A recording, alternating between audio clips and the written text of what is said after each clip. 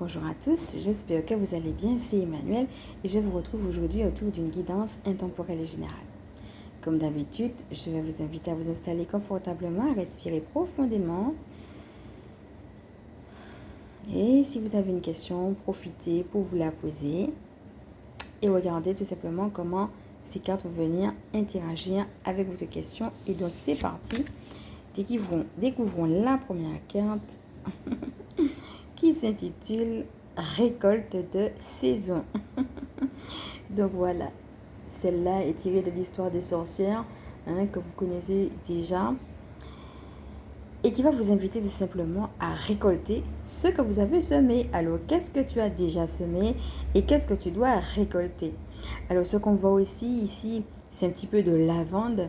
Donc, peut-être aussi de manière très concrète, très terre à terre, j'allais dire, si tu as un petit jardin, profiter pour peut-être davantage jardiner ou bien bricoler ou te rapprocher de la nature d'une manière ou d'une autre. Ça peut être aussi prendre le temps de fêter ça en te retrouvant dans la nature et en te ressourçant. Et je dis ça parce que la lavande est utilisée aussi pour tout ce qui est de l'ordre du calme. C'est une plante qu'on utilise notamment par exemple quand on a des problèmes de sommeil pour aider à l'endormissement par exemple. Et donc, que ce soit de manière très concrète, peut-être utiliser les plantes quand tu fais la cuisine, voilà, ou toute autre chose. Ça peut être quelque chose qui t'appelle. Et on voit aussi le petit chat qui est en train d'amener quelque chose avec le panier.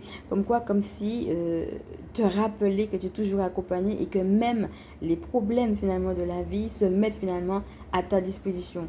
Donc peut-être que tu as rencontré des problèmes particuliers, mais même eux se mettent à ta disposition pour que tu puisses aujourd'hui récolter tout simplement ce que tu as semé. Donc voilà, profiter tout simplement de ta saison. Alors maintenant, il faut savoir qu'il y a vraiment plusieurs cartes qui ont voulu sortir.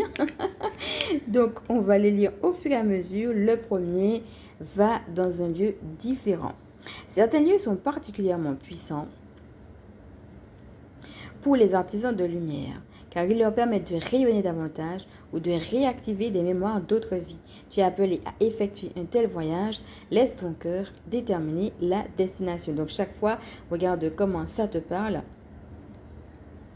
Et donc, qui a voulu sortir avec la carte ton contrat d'âme. Tu vis actuellement des situations qui relèvent de ton contrat d'âme.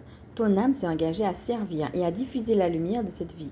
Connecte-toi à elle et invite-la à te révéler intuitivement comment vivre au mieux ce qui se présente. Et enfin, les deux autres qui ont voulu sortir en même temps. Donc, on va avoir la première. Tu transmutes les énergies. Là où il y a des énergies lourdes, telles que par exemple la peur, la honte, le traumatisme et la culpabilité, tu peux opérer une libération, à la fois pour toi et pour le monde. Envoie de l'amour là où tu ressens le besoin. Regarde les choses en face sans peur. Et enfin, tu relis le monde spirituel et le monde incarné, c'est-à-dire le monde matériel. L'artisan de lumière fait le pont entre les deux mondes, tout en étant connecté au sacré. Et il sait que le divin existe en toutes choses. Tu es donc un porte-parole de l'invisible et tu fais un travail spirituel important, juste par ta présence. Donc voilà. Là, on va t'inviter justement à te reconnecter à cette présence, justement, que tu es. Mais peut-être justement pour te reconnecter à toi qu'il faut passer par le fait d'aller dans un lieu différent. Peut-être que pour certaines personnes, vous posez encore certaines questions. Peut-être qu'il y a des énergies, soit que tu as eu à transmuter ou soit que tu as à transmuter. Peut-être que tu te demandes comment faire justement pour relier, peut-être, comme on a vu, le monde spirituel au monde incarné.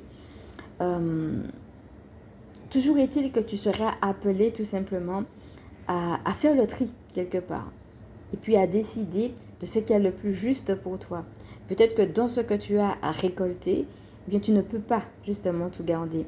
Donc c'est de voir que les expériences que tu as te permettent de grandir et de transcender les énergies lourdes qui sont peut-être d'ailleurs pas que de toi. Peut-être que tu transcendes aussi des choses d'un point de vue du karma et d'un point de vue aussi de ta lignée, peut-être dans ta famille. Et toujours est-il que c'est par le fait que tu acceptes de traverser ces épreuves-là, que tu permets justement, et bien sûr cette terre, de débloquer certaines émotions qui avaient été cristallisées. Que ce soit par rapport en lien peut-être avec une de tes vies passées ou de ta famille ou tout simplement par rapport aux questions que tu te poses. C'est juste d'accepter dans ce présent et bien de les vivre. Et puis en les vivant et en prenant les bonnes décisions, elles vont se débloquer d'elles-mêmes.